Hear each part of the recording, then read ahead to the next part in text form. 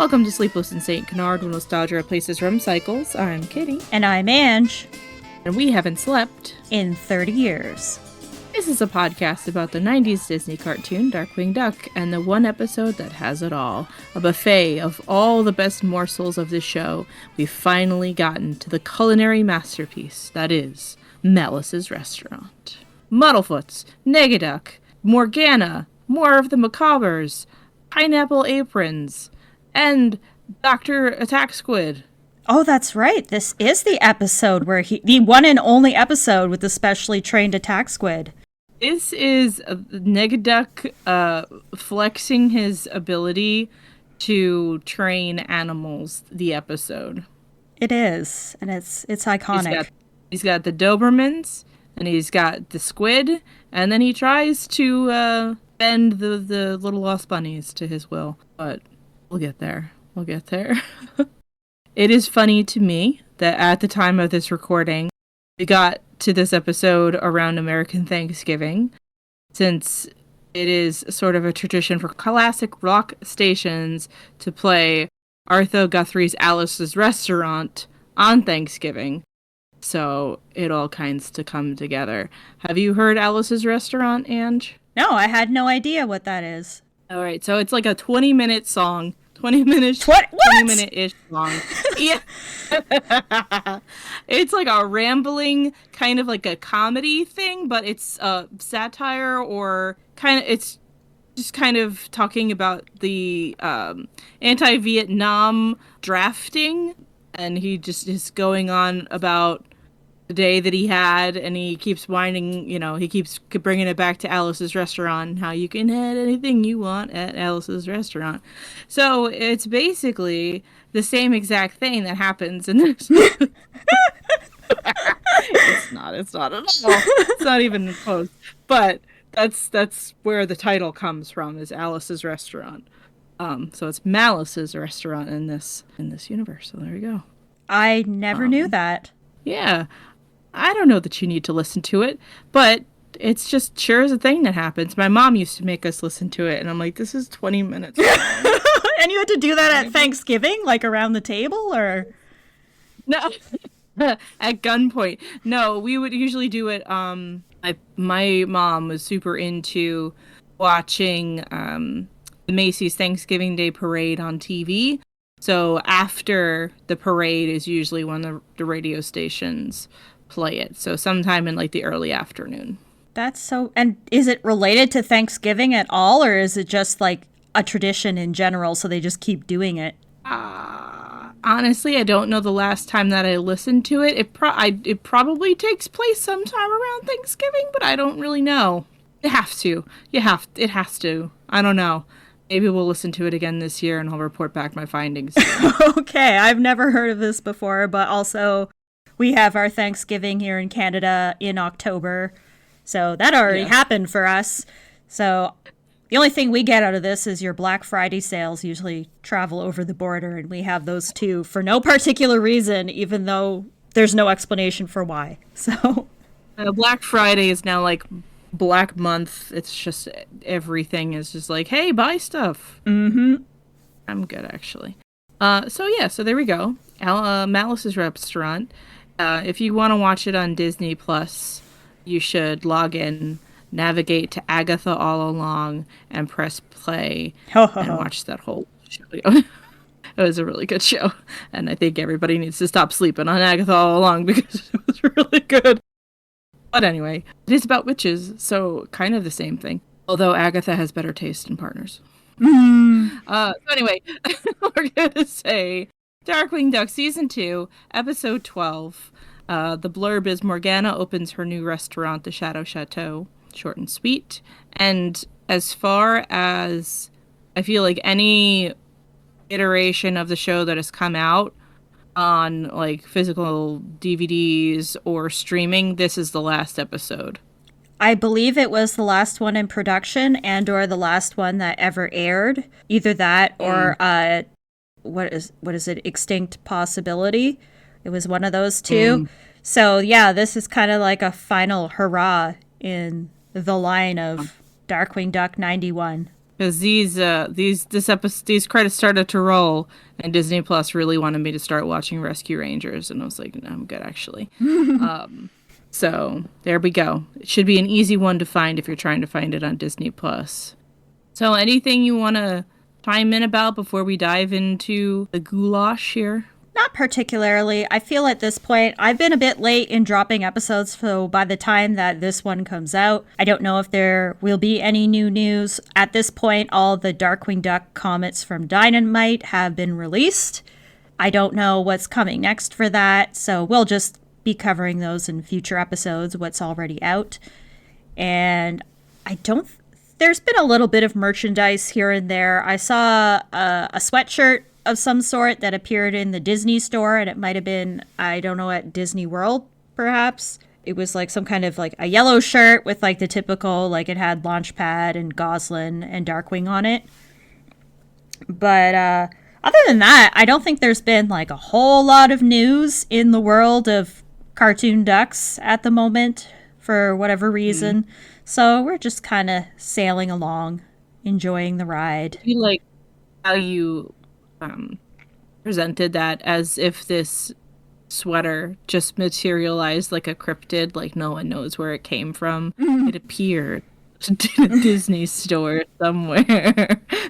Like Darkwing bought a cricket and he's making his own sweatshirts, making them into Disney stores. Well, okay, so we'll see. Maybe 2025 will give us some scraps of Darkwing, but we'll see. Until then, we will move along here into the opening scene of Malice's Restaurant, and it is a pretty iconic opening. We open at the Snuggly Woogly Teddy Bear Company, where two night guards spend their evenings screwing around outside the building instead of doing their job, talking about teddy bears.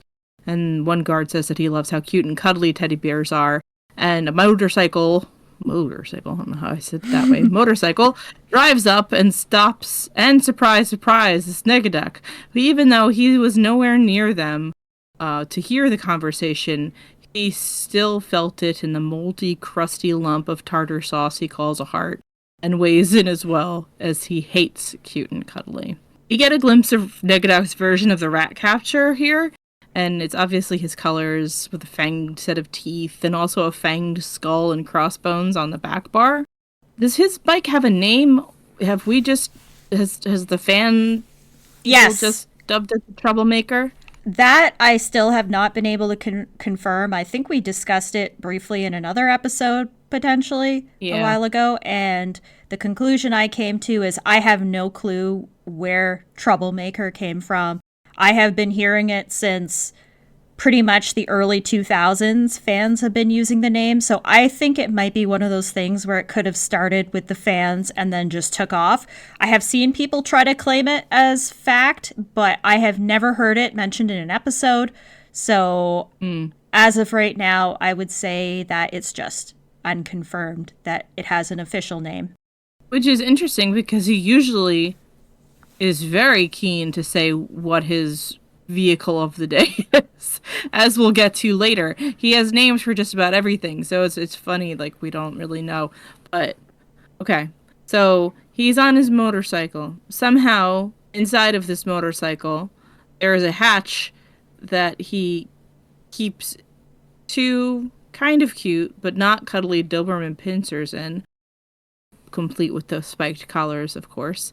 And he just kind of like opens, because the bike isn't that big, but it's kind of like it's pocket space or you know, like a motorcycle of holding, and two Doberman pincers, which I think are bigger than he is, just fly out, and they leave the guards alone and just go right into the factory itself, and the air is just filled with torn up teddy bears like a polyfill blizzard. It's just they must be shredding the entire time everybody else keeps talking, because these bear parts are just flying through the air like snow. The more elegant guard asks how he could be so heartless and cruel, and in a perfect reply, Negaduck shoots back the iconic practice. As he squeezes a bear so hard its head pops. Like, it doesn't come off, it just explodes. Perfect. So this is already an amazing episode, and we're only 2 minutes in, and the theme song took up most of that time. Negaduck is not done destroying the decapitated bear that he has in his clutches, as he kind of grinds it into dust with his bear hands, and tells the camera directly that he's just getting started, and that his next target is the most repulsively cute creatures on the planet. And then we cut to Goslin to reveal who the target is, the cute little lost bunnies. Why is she talking about the super saccharine long ears? Why? Because Darkwing is the worst, of course. Now, I guess at least he has his good intentions here, maybe. We'll get to that. But anyway, so the gang is standing in a very spooky restaurant. There's snakes coiled on marble on columns, and coffin-backed chairs, tattered tablecloths, and of course there's bats on the wall, freaking bats. I love Halloween. We are, of course, in Morgana's new restaurant. The business bae continues her entrepreneurial ways. Love this for her. But as Launchpad is pointing out that the Little Lost Bunnies do not fit the decor bill for Morgana's big opening, Darkwing reveals that that's exactly why he invited them, because the place is too creepy. Because he doesn't think anyone would want to eat in a spooky place, because he's an idiot. He tells Launchpad and Goslin not to tell Morgana because the bunny's coming is a surprise. Morgana, forever blind to her boyfriend's bullshit, asks him his opinion on whether the cobweb drapes are dismal enough. And she's doing this. She's standing in front of a window that has, Archie like doing the cobweb drapes, but there's just a straight up coffin like acting as like the windowsill of this window, and there's a funeral wreath with like Rip next to it. I would eat here every day of the week. But she just wants everything to be perfect for the opening of Shadow Chateau, and Darkwing is about to even push back on the name when Goslin intervenes for all of us and stomps on his foot, and he corrects his path to supportive. Aunt Nasty is here too, and she and her giant frying pan appear to try to cook Darkwing, and Morgana shoos her back into the kitchen. Darkwing figures that the restaurant will flop because of all the spookiness, and that's why he invited the bunnies, to try to save face so Morgana won't be crushed. It is obviously a very flawed plan, but I guess his heart was in the right place. Kind of. Sort of. Yeah, but the rest of him is pompous, so who cares? At the end of the day, he actually knows very little, because everyone else rallies that the food is great, and that it's going to be great, and Cousin Globby offers an assortment of wriggling food for him to try, but Darkwing, who thinks black pepper probably is too spicy, declines. Morgana is like, nope, I made these just for you, and shoves a whole bunch of things in his mouth. She just has like a toad, she calls it a fricassee of toad, but it's just alive. It kind of looks like he's in a bread diaper, or like a bread like onesie, and she just jams the whole thing in his mouth. And then he's like trying to like splutter and talk, and every time his mouth is super open, something else just flies in his mouth until he doubles over, clutching his stomach. And Launchpad is like, oh, but he didn't get to try, I don't know, some pile of worms that's just like wriggling around. Darkwing runs away to vomit, and I think that he's just had too much of a good thing, and he ate too much too quickly. Somewhere in all this hilarity, Goslin wandered off to answer a phone and yells at the top of her lungs as the cute little Lost Bunny's agent calling for Darkwing, and that's it. Cat's out of the bag. Dad, it's the cute little Lost Bunny's agent. He says they'll be here for the opening. Goslin, I said I wanted it to be a surprise. The cute little Lost Bunnies? Are you trying to ruin me?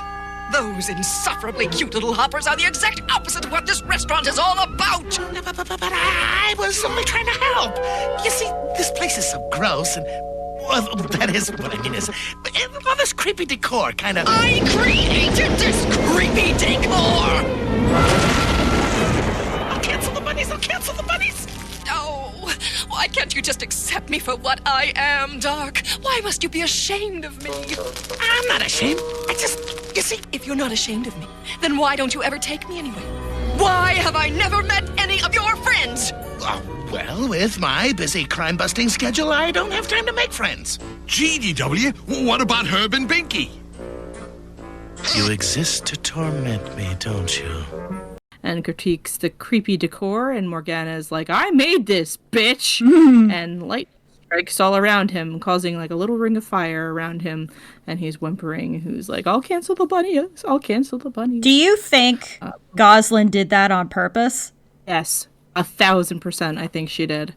Whether or not she had the foresight to know that her dad would be in big shit about it, I don't know. She is a child, but she absolutely did it on purpose. The way that, like, even her pose is, she's like, Dad, it's the little lost bunnies on the phone. As loud as she possibly could. Morgana is upset that Darkwing doesn't accept her as she is, and that he's ashamed of her. He tries to say that he's not, and then she slaps the old, well, why don't you take me anywhere, and why have I never met your friends? And we can pause for a moment. Does Darkwing really have any friends? No. No, he does not. He doesn't. And he tries to say as much. He's like, oh, my busy crime-fighting schedule, I don't really make any friends. And then Launchpad, the hero, the angel of the episode, says, what about Herb and Binky? And this is why, once again, it's a perfect episode. Just turns to him and he says, you exist to torment me, don't you? Darkwing asks Morgana if she wants to meet them, and she's just all sweet and demure now. She's like, oh, I'd be delighted. I'll even cook. Oh, what a perfect setup. Let's just sit here for a second and think about this. It really is perfect. Morgana meeting the Muddlefoots. Of all the people, of all the characters to cross over. It's not even a crossover because they're in the same show, but characters that generally don't meet. It is, though. Yeah. Oh, it's so funny, too. And this kind of makes you wonder, because they're in the Muddlefoot's backyard, and Darkwing is Drake. He's wearing the sweater vest and everything. And then later on, Herb asks where Darkwing is. So it's like, do they know? Or I don't think they do. I can't imagine that there's a world where the Muddlefoots put 2 and 2 together. No, they're not that smart. No. They're pure of heart, dumb of ass. But anyway, so we're in the Muddlefoot's backyard. Herb and Binky stand with Drake and Morgana. It's funny to see him in his sweater vest next to his tall goth girlfriend. Binky is stammering her way through a compliment about Morgana's hair as Eek and Squeak flap out of it. Drake leans in real quick and he's like, I can explain the bats. And Herb is completely shell-shocked and he's like, please don't. Oh, it's perfect. We also see that Drake did not just bring Morgana, but all of the Macabres who were in town to the Muddlefoot house, because Aunt Nasty and Globby are just chilling at the picnic table with Goslin and Launchpad in the super green backyard of the suburban dream home. Morgana pulls Binky aside to start cooking, and Herb just looks completely disconnected from reality. Drake mumbles to himself about having to bring in real food when Herb, who has recovered, bellows that he's going to fire up the grill, but Aunt Nasty has other ideas because she's the one who barbecues around here. He's like, oh, but I gotta start the fire. And then she just uses her magic to zap the grill, and like a giant gout of flame, like the eruption of a volcano, comes out the top of it. And Herb, who was concerned, has now rounded the corner into being supremely impressed. You see Darkwing take notes. Mm-hmm. Take notes. But he's not. He's not going to take notes. He's going to try to sneak in mundane groceries and use them to swap out Morgana's ingredients. But she's already inside, showing off her menu to Binky. They're doing ogre burgers, wolfsbane sausages, dragon chips, claw coleslaw, and pickled tadpoles. That was so easy for Cat Soth to say, and I couldn't say it. God bless voice actors. Binky is pumped. She's like, oh, I love French food. Darkwing, take notes. But he doesn't. Instead, he takes the tray of sausages out of the window that Binky had put there as if they were a pie in need of cooling. And they are, of course, sentient sausages and attack him. And he runs off into sudden green hills screaming. Morgana offers up some Kool-Aid to the folks outside, which is in a Kool-Aid pitcher, like the old school. I don't know if kids even know what Kool-Aid is anymore. Are these young kids? Like the Kool-Aid pitcher was just like a pitcher and had like a little smiley Kool-Aid guy face on it. But this is like a jack-o'-lantern, like evilly kind of face, and I love that. Mm-hmm. Bobby takes it and pours a cup out for Herb, who looks at the cup and in deep concern asks her, "What flavor do you suppose red is?" At least it's not yellow like in the comic. Yes. Yes, what is the yellow liquid? We'll never know. We don't need to.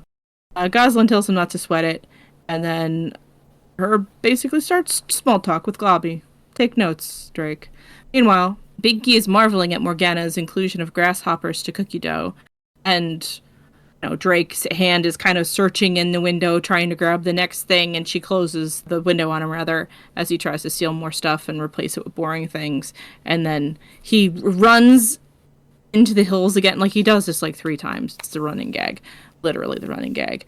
But he, blasts past the picnic table this time, and it's, the rest of the characters sitting out there, but Herb has overcome his worry and has drained his cup of Kool-Aid. So take notes as you run by, Drake. Anyway, the ladies arrive with a tray of food that looks pretty much exactly like what Morgana was shoveling into Dark's mouth at the restaurant. Aunt Nasty starts grilling. She's like, all right, here we go. She throws those sausages on there, and Darkwing is still trying to intercept the spooky food and winds up getting his own hand on the grill. And, of course, admires the smell of his own cooking flesh, or he runs out into those hills screaming again. Cut to the end of the meal, and Herb and Binky are over the moon with the food. Best dang spider pie I ever had! Oh, my, yes. And that delightful whipped spleen topping. I think Aunt Nasty really outdid herself with those snail-brained shish kebabs. Sick from eating too much, huh, Dad? I didn't eat anything. I'm sick from hearing the names of the dishes. You know, Morgana, me and the Big Meister didn't know quite what to make of you at first. But that terrific chow really won us over. And so, I'd like to confer upon you the greatest honor of all, my barbecue apron. And I'm gonna tell everyone on my Quackerware route about your restaurant. You'll be bigger than Hamburger Hippo. I mean, your restaurant will. Everyone applauds as she puts on the pineapple pattern apron and she gives an adorable little bow. It's so sweet. It's so sweet! It's one of my favorite parts of this episode, and just in general for Morgana scenes. There's just something so adorable about Morgana meeting the Muddlefoots and them adoring her and just hitting it off, because you just know that like Morgana would become friends with Binky and they'd go out for drinks all the time, and Darkwing would be like dying inside knowing that this probably means the Muddlefoots will be hanging around even more than they already do. I feel like Darkwing and Morgana, even if they break up, she's gonna stay friends with the Muddlefoots. Mm-hmm. They're gonna go. Binky's gonna just think that she's taken her all these new like bars in town or restaurants in town, and they're actually like in Transylvania somewhere, and she's gonna be like, "Wow, what interesting Thai food!" And I love that for them. Me too. Me too. I love it for them. So she's wearing his apron, and he even goes one step further by saying that he's going to promote her restaurant to everyone on his Quackerware route. And we know how much power he has because of that other episode. He is the ultimate salesman, and Morgana is going to get so much business from this. But, of course, all this positivity crumbles when Morgana spots Drake throwing his untouched plate of food away. She confronts him, and he makes up a lie about checking the cleanliness of the garbage can, and she just asks him to be honest with her. And shockingly, he is. He says that he's not used to unusual cuisine, and that he was afraid to hurt her feelings. And probably an overcorrection, but she proclaims, "You really do love me," and throws her arms around him, and the entire barbecue goes wild. Cheering and clapping. Binky is crying. Launchpad has Goslin on his shoulder and is swinging his aviator cap around like a rally towel. And Aunt Nasty is standing there with her arms crossed, looking completely unimpressed. And good for you, Aunt Nasty. Morgana says nothing, can ruin things now, and then we wipe cut to Negaduck reading a newspaper out loud to himself about the cute little lost bunnies going to her restaurant opening, and he declares to the camera in this abandoned alley, he's standing there by himself, that he'll be there to serve up his special, the cute little lost bunnies surprise. I love how much, like, this episode in particular, so much of what Negaduck is saying is being said directly to the viewer. Like, he's not interacting with anybody else. He's purely just talking to us, aka himself. And I love that for him. He's one of the only few characters in the show that breaks the fourth wall. Like, Darkwing does it now and again, but Negaduck is the other one, which is kind of interesting. I guess they are the same guy, but it's funny. It's just funny. It's just like, okay, what's... Because even when he was talking about his plan at the beginning of the episode, he was looking at the camera, like he wasn't looking at the guards. And we're at the opening of the restaurant. A food critic arrives, and it starts to rain. And he's like, oh, I can't believe it's raining. And then Eek and Squeak hurry out with an umbrella, and he's immediately impressed with the service. Inside, Herb and Binky are there to show their support. And Herb was just yelling to all the other diners in the restaurant, wait to taste the food, it'll kill you. I love the enthusiasm. And Darkwing is at the own table, and he's like, oh, that's what I'm afraid of. So it's him, Launchpad, and Goslin, and he's back as Darkwing now. And Darkwing clocks the critic, and he's like, oh, that guy hates everything. And he immediately rushes over there and starts flashing cash, trying to bribe him. And the critic tries to storm out, but Morgana catches him and diffuses the situation as she comps his meal. The critic ultimately winds up very impressed with the food and promises to write a good review, which then prompts Darkwing being like, oh, I knew it would be a success all along. Such a little snake. Until the most terrible trio in the world kick in the front door. Oh my goodness, what a big, roomy place. Oh, I forgot to cancel the bunnies. Darkwing! I'll deal with it, my delicate flower of love. Don't worry, we'll brighten this place up in no time at all. Have you had your hug today? They've come to overuse W's and to ruin spooky vibes. And guess what? They're using a W every other syllable. It's like uwu speak before uwu was a thing. Yep. And I'm pretty sure, because there's 3 of them. There's a yellow one that has a bow up at its ears, but I think that one's voiced by Buster Bunny. Mm-hmm. Tiny Toon Adventures. And then the other 2 is just like blue and red. And I think we learned their names, but we don't know the name of the one with the bow. But they are little thumper-looking things, super cute, completely out of place.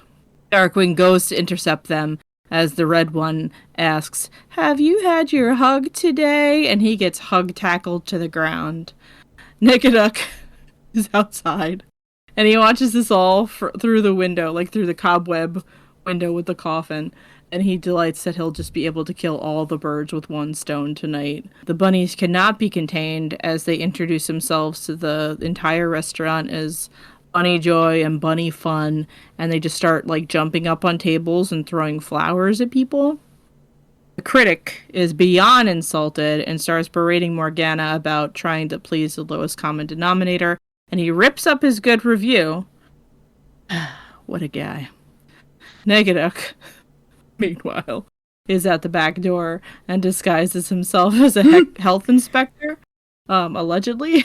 He puts on like kind of like Groucho Marx glasses, but instead of like a big like human nose, it's like a big dog nose, and he's got a white shirt on, but he still has his big red hat and his mask on.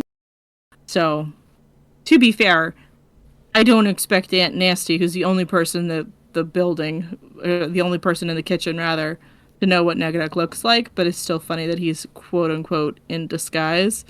So he's like, oh, health inspector, get out of this kitchen, and he shoves her out the way. Then we have a Negaduck loose in the kitchen. It's like Ratatouille, only terrible. Meanwhile, Darkwing is trying to apologize to Morgana for forgetting to cancel the bunnies, and Morgana is just like a freeze frame of fury, like her fists are balled, and she's got like pinprick pupils. She's just like gritting her teeth. It's really funny. She just stands there as he's blabbering at her, and then she zaps him. Negaduck, meanwhile, is cooking up some chaos in the kitchen and spices up the goulash with his specially trained attack squid. And there he is. There he is. The good doctor. Sleepless in St. Canard episodes past. And yeah, so he has a lot of domesticated creatures in this one. Dogs and the squid, like, did he train them? I think he did. Evil from birth? Right? They were evil from birth. They just found their way to him like sewer runoff down a storm drain. Like, all roads lead to Negaduck if you're evil. Regardless, he shoves the whole squid into a pot that's on like a rolling cart that somehow has like a campfire on top of it, like logs and like a roaring fire under this pot. An interesting choice. But he, slaps the squid in there, and then Aunt Nasty like opens the door and she's like, I need to take that. And she grabs the cart. Darkwing is still trying to apologize, but Morgana isn't having it. And the goulash is served. And an attack squid comes out. And the little guy just kind of hops around from table to table until he corners the bunnies and just grabs them all. And they holler for help as he absconds with them into the night. Darkwing assumes this is just Morgana's food going evil, and he tells her that he knew this would happen because he's the worst. And then in a series of deductive stretches, he figures that the discarded false nose glasses were worn by the squid, and he thinks the squid is using a makeup artist to disguise himself as a world power so that he can rule the world. And the only way that he can do that is by using one of the local movie studios to do that. So he sends Launchpad to one movie studio, and he goes to the other movie studio. And somehow that actually works to get him where he needs to be. It leads him to where he's supposed to be anyway, which is kind of astounding how wrong he was, but still wound up with the right answer. Inside, the creepy crew is cleaning up the mess, and Goslin asks Morgana if she thinks her food had gone bad, and she's like, the goulash is perfectly docile. I wouldn't turn my back on the cobra cutlets, but not the goulash. Goslin and Morgana in like 0.5 seconds prove to be the brains yet again and quickly determine it was probably Negaduck behind it. And Morgana reasons that it would be too simple for Negaduck to kill the bunnies and then he needs to bend them to his will. And maybe that's what happened to Squid Boy and the dogs. Which is interesting because Negaduck says at the very beginning that he's going to, he talks about annihilating everything cute and cuddly, and he talks about making little lost bunnies stew. So you would think, logically, that murdering them would be the next step. But he is, indeed, just going to bend them to his will. Yes, Morgana had him pegged. She's like, oh, Goslin, stay here and help clean up. And we're like, okay, yeah, sure, that's going to happen. Surprisingly, Darkwing's leap of reasoning weren't entirely off, as Negaduck is forcing an image change on the trio formerly known as the Cute Little Lost Bunnies. No, no, no! You're not the Cute Little Lost Bunnies anymore! You're the Metalloid Skull Bunny Warriors! My movie's gonna teach kids some Negaduck-style values! Oh, but Negaducky, standards and practices will never let us wear these little outfits. It's not Negaducky, it's Negaduck! You look like you could use a friend. Ah! Get him off of me! Get him off of me! What are you, nuts? Metalloid Skull Bunny Warriors don't give hugs! They're lean, mean fighting machines. All right, now all of you, growl like this. Growl! I'm gonna close my eyes.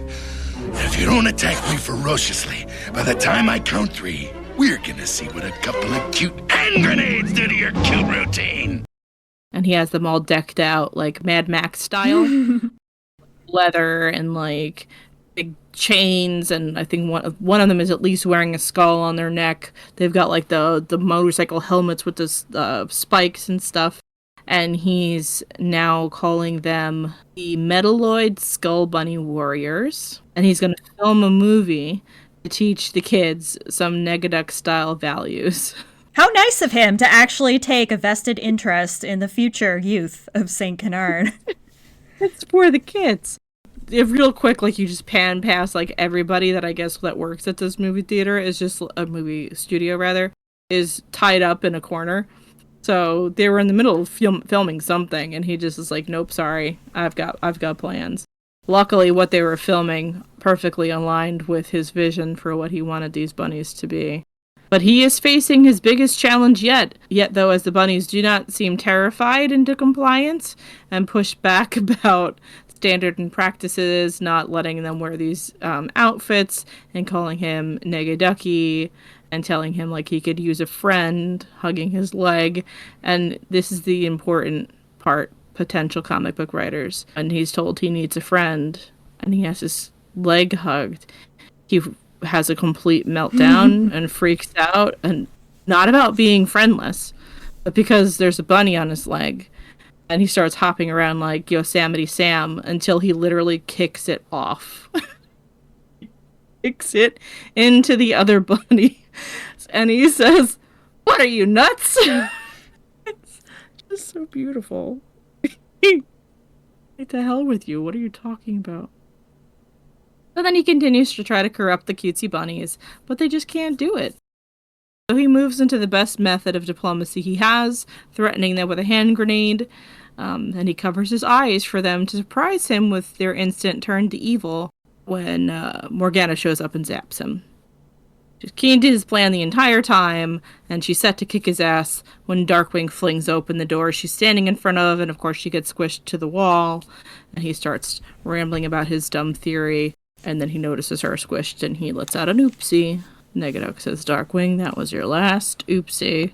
So Negaduck now has a wooden crate that most likely was supposed to be dark inside, because we see the Doberman's eyes appear, and then the dogs show up right after, which seems like the inside of the crate was supposed to be like a dark reveal, like, you know, you see eyes in the dark and then they come out, but the inside of the box is just like a perfectly lit box, so it makes it seem like Negaduck's dogs can turn invisible. And hey, maybe they can. Maybe. I wouldn't put it past them. I love Negaduck with invisible dogs. Let's just make it happen. So, regardless, the dogs lunge at Darkwing, and we go to commercial, so we assume that they get him, because the next thing we see is Darkwing and Morgana bolted to the pavement out in the parking lot, and Negaduck tells us, the viewer, all about his evil trap, which is kind of like a giant buzzsaw steamroller thing. He leaves them to their death so he can continue to film his epic, and Darkwing admits to Morgana that he was an idiot, saying that this is all his fault, and she just kind of looks at him, and he's like, "Aren't you going to try to argue with me and be like, oh no, it's not your fault?" And she's like, "No, it's all your fault." Good for you, Morgana. Yeah. It's great. But Eek and Squeak have saved the day as they turn off the steamroller thing, and Goslin appears, proclaiming, "Lucky for you guys, I hate cleaning." The bunnies inside are trying to growl, and Negaduck is about to beat them to death with a spiked club. I didn't catch this the millions of times I watched it until I actually thought about how dark the commentary was on this, because Negaduck is, of course, getting mad that they're continuously failing to be afraid, and one of them says, you know, "Mustn't get mad, bad for the blood pressure," and then he brings out the mallet and says, "I'll show you blood pressure." I thought about that for a minute, and I was like, wow, that's actually really visual what he's implying, which is that he's going to squish them into a bloody mass. Splatter their blood. Everywhere. This is why the kids need this movie. They need to know all about blood pressure. It was actually pretty impressive that got through, because I feel like that was cutting it close. Standards and practices may not have approved that. I know, he really gets away with a lot. I guess, you know, looking back, like, I feel like that's for everything in the 90s and, you know, earlier. Definitely guns all over the place in cartoons of the era, but he is exceptionally into the Pushing boundaries and fourth walls and invisible dogs. Exactly. So he's about to beat this bunny to death with a giant spiked club when we get our Eye of the Terror of the episode. He says, "I am the editor who cuts your scene." And then he kind of swings in. He's got Morgana in his arms, and he's like, "I'm Darkwing Duck, and this is Morgana, but of course you've met her."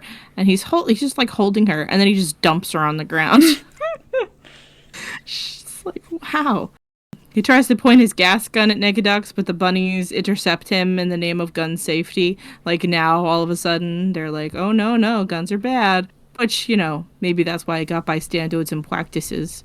He tells them to get away by telling them that there's some sad school kids outside, and they frolic off to make them smile. The dogs are set on Morgana and Darkwing, and he tells her to zap him into something big to fight the dogs. And of course, she turns him into a fluffy little bunny. Karma! Yes. She tries then to look up the reversal spell in her book until Darkwing is like, "Well, zap the dogs!" And then they turn into worms, and they ran away. Negaduck unleashes his now very well-armed, attack squid. He's got like a leather jacket on, and he's got like mallets, and I think there's like a lot of buzzsaws and other random things in this episode. Buzzsaws are very big in Negaduck's arsenal. But Goslin is kind of flying around like the bats have her, and she has Archie, so she uses Archie to wrap the squid up in webs, and that's the last we see of him. Morg finally finds the undo button spell, so Dark is back to normal, and Negaduck just kind of runs off, and she's like, "Why would Negaduck just run away?" And he's like, "Oh, well, obviously he's afraid of me." And then, of course, Negaduck bursts through the wall with a giant killer robot thing that he's piloting called the Nega Blaster, which also has a giant buzzsaw on one hand. It was a buzzsaw kind of day for Negaduck. Morgana tries to cast a spell on him, but he bounces it back at her with like a mirror thing on the Nega Blaster, and she turns into a slug. Goslin and the bats try to, I guess, web him up again, and he just kind of bats them away, and then they get all webbed up. Negaduck is kind of like, "Your girlfriend's been turned into a slug. I hope you love her for her brains." And ultimately, at the end of the day, Darkwing does incapacitate the villain. He has a wrench, and he just kind of like dismantles it, and then we assume Negaduck is defeated. We don't see him again. It's just like a pile of robotic parts, and that's it. That's the end of the Nega Blaster. It didn't blast a damn thing. Darkwing rushes over to Slugana and tells her that he's learned to accept her as herself, provided that she's not a slug. And Launchpad shows up, like, "Oh, did I miss anything?" We close out at the Shadow Chateau. Binky and Herb, the ultimate MVPs, are still there, and Herb has given her the nickname Morgaroony.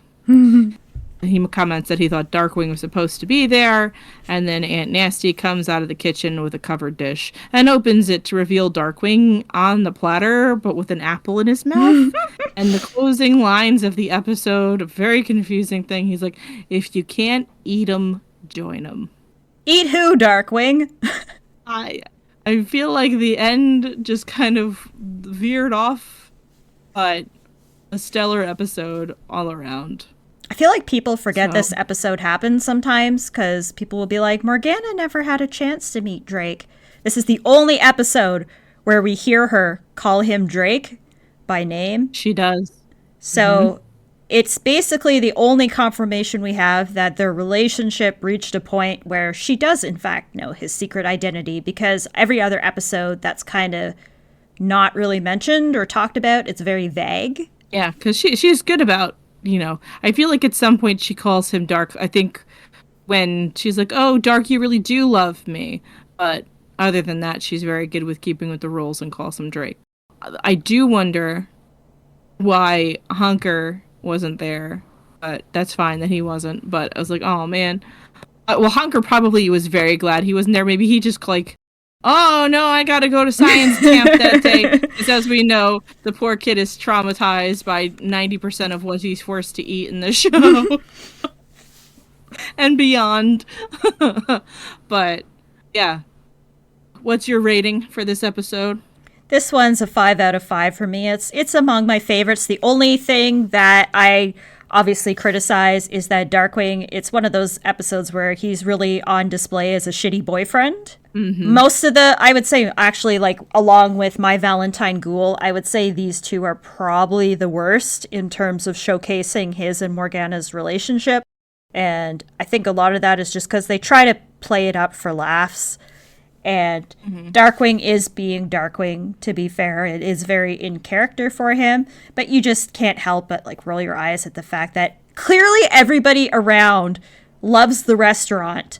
And he's here like that Principal Skinner meme where he's like, no, surely it's everybody else who must be wrong.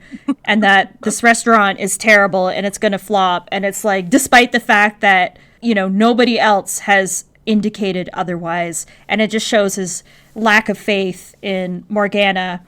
And I've said it before in other episodes, but Darkwing is a weirdo in denial because he is, above all, the weirdest person in the show. And he just won't admit it. And that, I think that's why he's drawn to Morgana, even though he doesn't consciously realize it. But she is a unique and unusual person. And I think there's some part of him that likes that. And he's just not really, he's too wrapped up in his self-image to acknowledge or admit it. So this episode, it was sweet to see him say, you know, I didn't want to hurt your feelings, which I think there was, to be fair. He genuinely didn't want to hurt her feelings because she was pumped about this restaurant. But at the same time, you know, he was the reason that everything flopped. Like, he screwed up everything. He screwed up everything with the food critic. And if he was allowed to, he would have screwed up the barbecue too. But it just seemed to work out that everything worked out the way it was supposed to because he kept getting intercepted. So he needs to have more faith in his girlfriend. And I think he did at least learn that lesson to some extent. I mean, it's hard to tell because there's no continuity and it's like he never truly learns this lesson, but you get the impression that provided she's not a slug, he's happy to accept her. I think he's a picky eater in general. I wouldn't be surprised if even among normal food, he's probably the kind of person. We already know, I think it was, which was the episode? Bad Luck Duck. When the hamburger hippo swallows them, that's when Goslin says that he can't handle spicy food. So yes, he has a very basic palate. We already know that. I feel like he would just have to make peace with that. And I'm sure Morgana eventually would make peace with that too. I don't think she'd really force him to eat anything, contrary to the fact that she was like force feeding him in this episode. I think that's just because Darkwing wasn't completely upfront with her about that. So he was just kind of like, right. And I'll give him props because she force fed him and he just kind of like held in and didn't vomit in front of her or anything. He was just like, yeah, he doubles over and he's like, yum. Yes, he doubles over and he's like, yum, yummy, yum, yum. So I think it was just, you know, the lack of communication, which is so common in relationships the world over, and him just being Darkwing. But all of that to say, I still really love this episode. I think it's just fun. I mean, it's got Negaduck and Morgana, my two favorite characters. And then the Muddlefoots are just brought into it. The only thing we never truly got to see is that Negaduck was technically in vicinity of the Muddlefoots too. I would have loved to see him. Because, you know, we know there's the Muddlefoots. Yeah. But he didn't really, because he was in the back. He doesn't actually go into the restaurant. And the restaurant itself, it seems to be Morgana's mansion, as far as I can tell. Like, she converted it into a restaurant, Yeah, it's I feel like you don't see much of the outside of it. It does have like the spooky gate and all that stuff. But yeah, the inside of her house changes with her mood, so it very well could have been her house. What about you? What's your rating? Oh, my rating is 5 out of 5, 8 million out of 5 for the Muddlefoots. But it's a delight. It's a great Negaduck episode. Like, he's got such iconic one-liners. How did you get so cruel and heartless? Practice. And like, yeah, he's so on point in this. And his interaction with the bunnies is so funny. He's just trying so hard to make them evil. And I don't know why he thought it would work, because I guess he's had a good track record so far. But it's just such a ridiculous plan, and it's funny. Like, can you imagine, like, if that movie actually did get made, and then it's like he would have to like hijack a movie theater next to show it. It would just like start this train reaction of completely ridiculous things, and I'm kind of sad that we didn't get to that point. But it's fantastic, and I love the Muddlefoots, and I love that they're not like on board with her immediately. They are apprehensive about her. She's so very different from everything that they're used to in their everyday lives, but they do embrace her. Like, maybe hesitantly at first, but then like they're cool with the whole family by the end. Like, Aunt Nancy's this little weirdo. Globby is just like a blob that's, when he drinks the Kool-Aid, he changes colors to be the same color as the Kool-Aid. Like, they're weirdos, but the Muddlefoots are just like, but they're nice. They're nice people, and they can cook. So they find that common ground and embrace her. And I think it's an interesting dynamic, considering that the entire struggle for the episode is Darkwing, who claims to love her, is struggling to embrace who she is, and the Muddlefoots take to her like almost immediately. Not grossed out by her baking changes, even though Binky's dumb enough to think that it's French food. She's just kind of like, oh yeah, sure, let's do it. It's like, just be like the Muddlefoots, everybody. Be like the Muddlefoots. We need more Muddlefoots in this world. Mm-hmm. Yeah, it's good. And even like the little bits with Goslin, she's great in this episode too. Like when she stomped on his foot, I was like, yeah, get him. Because she's always Team Morgana, and I appreciate that. She knows her dad's kind of an idiot, and she's doing a bit of damage control there. Yeah, even Launchpad was very much Morgana's food is awesome. Like, this restaurant's gonna be great. And he's the one that calls him out in the beginning, being like, why did you invite the bunnies here, you idiot? So it seems like it's a rare episode where everybody is on the same page except for Darkwing. Yep. It's a good one. And the animation is pretty solid all the way through. I feel like some folks look a little weird sometimes, but it's a nice one. Yeah. Highly recommended. So there we go. We finally did it. I think we only we have maybe 2 Morgana episodes left, I think. We haven't watched Monsters or Rust yet, and we haven't watched School of My Dreams. I feel like there's another one, but I've kind of lost track of what episodes we've covered, so. It's all a blur. Oh, Justice Ducks, too. Yeah. Yeah, the good one. The really good one. Where he's also an insufferable asshole, but changes his tune just to get that amnesia and relive the same lesson every episode. Oh, Darkwing, never change. And he doesn't. There we go. All right. So that is the wrap on Malice's Restaurant. Anything else in closing we want to say about this? Nope. I think we just discussed all the stuff pretty thoroughly. Well, next time we'll be discussing Justice Ducks the comic. Mm-hmm. So we've got 4 episodes left on the wheel. We've got Heavy Mental, Stars Scorned, Something Fishy, and Quiverwing Quack. Okay. Let's see if the wheel hates us. We got, right over the line, we've got Quiverwing Quack. Negaduck again. Excellent. So we have another Negaduck to look forward to, and I do enjoy that episode as well.